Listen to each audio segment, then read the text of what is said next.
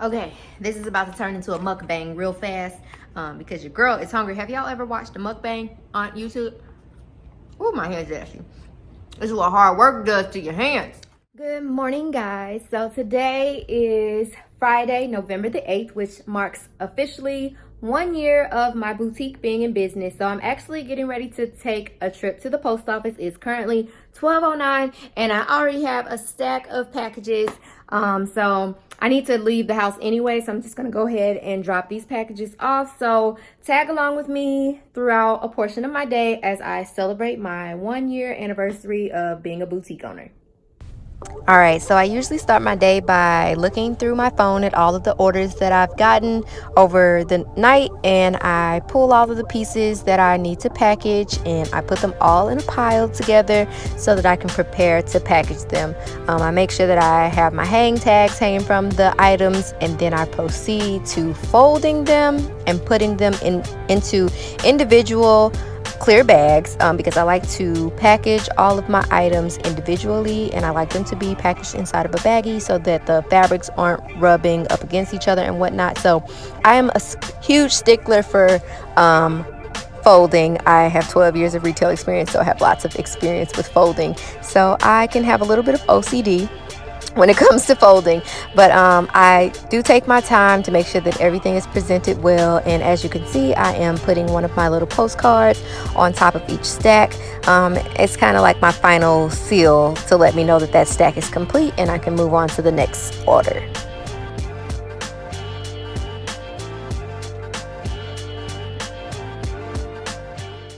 Okay, so I stay downtown. I stay in downtown St. Louis, so there are numerous post offices down here that I can go to, but since I work from home now, I really hate leaving my house. I know that sounds strange. You probably would think I would want to leave my house after being there all day, every day, but I really hate it. So I'm probably gonna start scheduling pickups for my orders because we have like a post lady that comes every day, but I don't know what time she comes every day, so I can't catch her necessarily. But yeah, so like the post office, the nearest post office is, well, I'm not gonna tell you guys where I stay, but the nearest post office from me is literally one street over from me and just a couple blocks down. So I could walk there and it takes like 8 minutes, but when you're carrying a bunch of packages, that doesn't sound too ideal. And so driving is like 3 minutes. So I'm sitting at a stoplight. I'll be there in like 2 minutes, literally. All right, so I am free of all my packages. I have a very long receipt reflecting all of the packages I just shipped out. I'm starving, so if I were smart, I would probably go to St. Louis Bread Company, or Panera as the rest of the country calls it, because it's literally right here on the corner. But I'm already in my car and I really don't feel like walking, so I don't know. All right, so I just made it back to my apartment building. I got some White Castles, and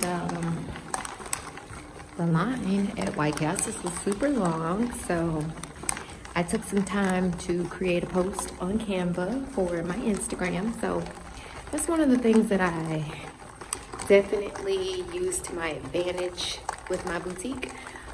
Whenever I had a chance to do some work, I did some work. So while I was sitting in the long line at White Castles, I pulled out my phone and created a graphic on Canva and posted it on my Instagram. So use your time wisely, guys. Okay, this is about to turn into a mukbang real fast because your girl is hungry. Have y'all ever watched a mukbang on YouTube? Oh, my hand's ashy. This is what hard work does to your hands. But a mukbang is when like the YouTubers, they talk about whatever as they eat. Okay, I won't make y'all watch me eat. All right, so now that I'm done eating, I guess I want to just talk about like what helped me to survive this first year of being a boutique owner and not drive myself completely insane. So I would say first and foremost, and most importantly, I established very early on what success looked like for me. So as you guys know, there are tons of other boutiques out there. There are new boutiques launching like all day, every day. And I know that for a fact because almost all of my audience are either boutique owners or aspiring boutique owners. So the competition is fierce, I guess you could say. But early on, I decided that what other people were achieving had absolutely nothing to do with me. And I also made sure that I understood that what's happening on the outside, or what we can visually see, isn't necessarily, you know, all that there is to the picture. So as I went along in my own journey of being a business owner, I paid attention to the types of things that I struggled with in my day, the things that went wrong and things of that nature. And I just tried to remember that even though those people appear to be successful, you know, it appears they're succeeding in their business, you don't know what's happening behind closed doors. You don't know if that person is exhausted, if they tried to kill themselves the day before, if they wanted to throw the towel in last week. You don't know what is affecting that person. And for some people, money isn't the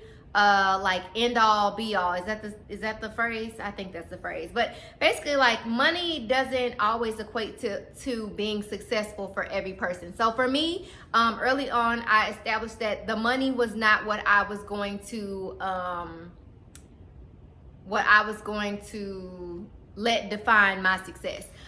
So for me, being successful meant so basically I set goals for myself every single month. I would try to set like weekly goals and things like that. So obviously my goals starting off were very simple. I want to make at least one sale a day. I want to make a certain number of sales in a month, or a certain number of sales in a week. And then I slowly graduated up to certain amounts of money in a day, in a week, in a month, and things like that. But still, it was never about making the money. It was more so about me being able to grow and elevate my business over time. So first and foremost, I would say that I definitely set goals for myself and established what success looked like for me. Secondly, I would say I use my time wisely. So I know a lot of you guys are still working full-time or part-time or working in general, and that may limit your time that you have to dedicate to your business. However, I want to tell you that on average, you know, the average person works 40 hours a week. I don't know what time you all get off of work, but still, you have time. And if you choose, you make a choice not to use the time that you have towards your business, then that's on you. So when you start comparing yourself to that other person on your timeline and wondering, well, we sell the same things and our prices are the same and our target audience is the same, but I'm not making the sales and they seem to be successful. Now, mind you, I don't recommend anybody be in anybody else's pockets or worry about what someone else is doing, but 9 times out of 10, the person that appears to be succeeding is putting in the work necessary to succeed. So on my coaching calls a lot, I get questions that say, because I always tell people it takes time. You've been in business for 30 days, 60 days, like, you shouldn't expect success in that quick amount of time. I've talked to so many business owners who are succeeding, who make hundreds of thousands of dollars a year, and they've told me that it took them years before they got to a place where they were even comfortable with the idea of leaving their job, or comfortable with the idea of buying more than one pack of each style. Like, things that, I won't say things that, basically everybody is on their own timeline and everything like that. But also understand that in order to see results, you have to do the work. So as I was saying, on my coaching calls a lot, I get people that ask me, you know, how long is this going to take for me to be successful? And how long is it going to take for this to happen and that to happen? First of all, I can't predict the future. Second of all, you can't either. And third of all, there is no like one size fits all approach to success. So it takes time, and that's going to always be my answer. But also know, along with that time, you have to put in the work. So I hear a lot of people say, well, I did this and I took the pictures and I posted it, and I posted once every day, and I posted, you know, once every 2 days, or I did this, I did that. And I'm like, okay, and how's that working for you? And the answer is, well, it's not. Okay, well then if it's not working, why are you still doing the same thing? That should be an indication to you that you need to figure out a new approach. You need to try something different. You need to try something new. you can't expect anything to grow if it has already proven to you, if the effort that you're putting in has already proven to you that those steps are not going to work. You need to move on to something else. Point blank, period. So a lot of people say, you know, I took the pictures, I did it, you know, I think I did it like you said, and the sales aren't coming, or like nobody's clicking on anything on website. Okay, well then let that be an indication that maybe your pictures aren't as good as you think that they are. And this is just me being completely honest and very blunt. That can be the case. I will be honest and say that has been the case with me. So like this week, I've been running an anniversary sale all week long. So each day I've run a different promotion. And this week I have literally taken more pictures than I have in probably a month's time for my boutique, because I took the time to re-photograph pictures of items that I've had forever, items that I've had for like 8 months. I was like, okay, even though they're marked down, I still have 4 of them and I really want them to be gone. So I re-photographed these pieces because maybe it was the photos that weren't telling a good enough story. Maybe the lighting was off. Something about those photos maybe preventing people from making the decision to buy. So I took the time, because I had the time to do it, and I retook the pictures. So I hear a lot of people say, I don't have time, I work, I do that. When I first started my boutique and when I first started buying and taking the photos, I was still working full time as a store manager, and I was working way more than 40 hours a week. So you can tell me that you don't have the time, but I know for a fact that you have the time. It's just a matter of you wanting to take the time. So understanding that the difference between a successful person and a person who doesn't feel that they are successful, typically it comes down to the amount of work and effort that they are putting into the business.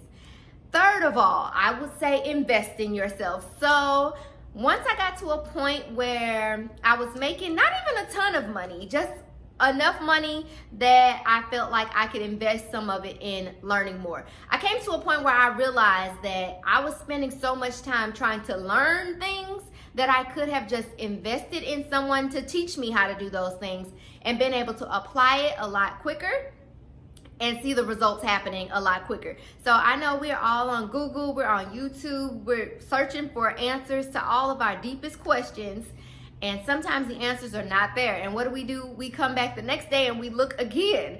So by the end of the week, you look up and you've wasted, I don't know, 72 hours of your week searching for an answer to a question or a list of questions, and it just doesn't seem like it's out there. And I'm gonna be honest, sometimes the answer kind of is not out there. Sometimes it's a matter of having to pay for the answer, or having to pay someone to give you the right answer, or paying someone to teach you how to do that thing that would answer your question.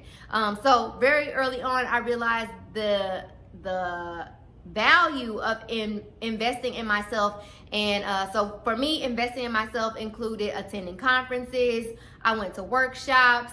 I invested in coaches, courses, all types of things. And I'll be honest with you, not all of them were helpful to me. So when I did take the time to invest, I made sure, or make the decision to invest in my business, I made sure that I was at a place where if I did not see results from what I paid for, it wasn't gonna hurt me in the long run or hurt my pockets or my bank account. So when it comes to investing in a coach, one of the things that I learned after having one, so I had one coach very early in the year, not helpful to me at all.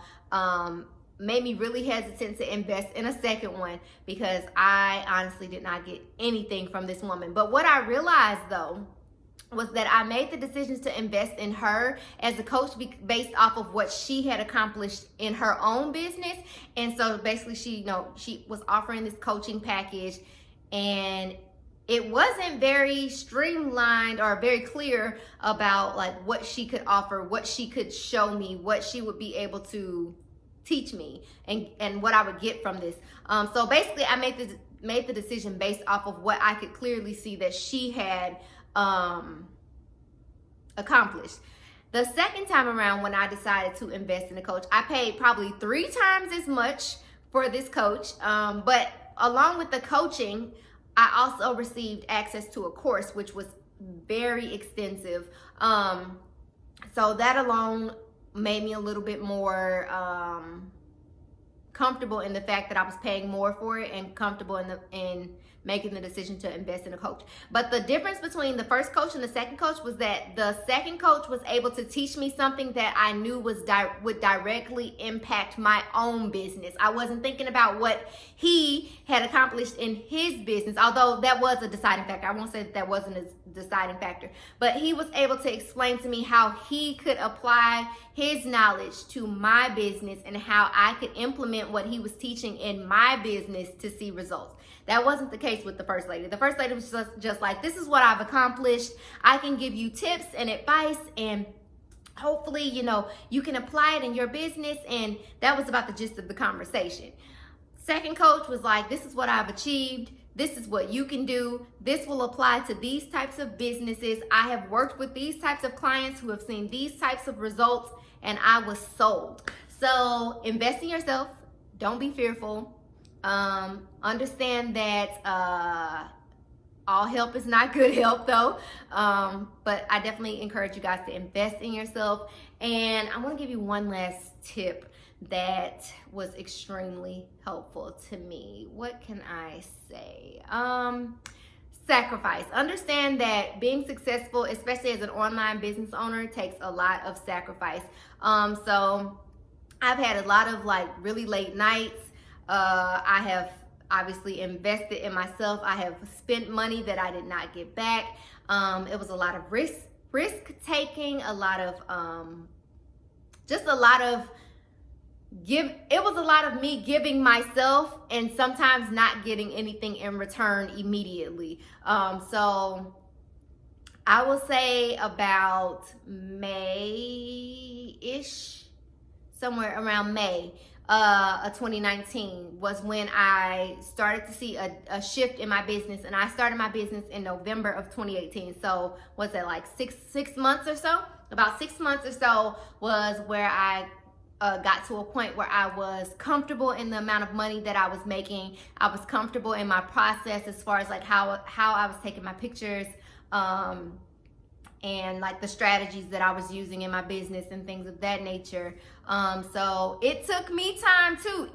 So I have 12 years of retail experience under my belt, 12 consistent years of being right in front of people's faces, selling merchandise, reading charts and numbers and all that. And I will not say that wasn't helpful to me, but working in a physical retail business versus an online business is so much different. So yeah. But what was this tip? Shoot, I forgot what this tip even was, guys. Shoot, what was this tip? Okay, I remember. It was sacrifice. So understand that being successful in this business comes with a lot of sacrifice, and it also comes with a bit of heartbreak.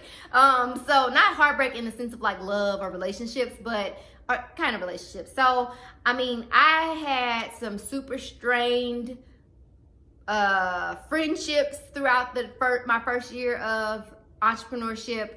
It was hard because unless you have people who are doing what you're doing or something similar, the people in your life will never understand, especially if you're doing it and taking it seriously. So everything that I was doing, I knew I was doing it for the purposes of it being my livelihood and my future. So I took it serious and I dedicated as much time as I humanly could. And people in my life just did not understand. It was terrible. I had people, telling me that I had changed and that all I cared about was my business. All I talked about was my business. Nobody asked me for help or if I needed any help. It was just how are you doing? Normal talk. And obviously, in those instances you say, I'm fine. But it was a lot of people want your help, but nobody is reaching out to see if you need help with anything. And honestly, I think it's just because it's not their it's not their predicament. It's not the life that they're currently living. So it's hard for them to understand just how hard it is or can be. So, yeah. So let me stop talking and rambling. But yeah, so that I would say those 4 things are like what helped me to not die during my first year being a boutique owner.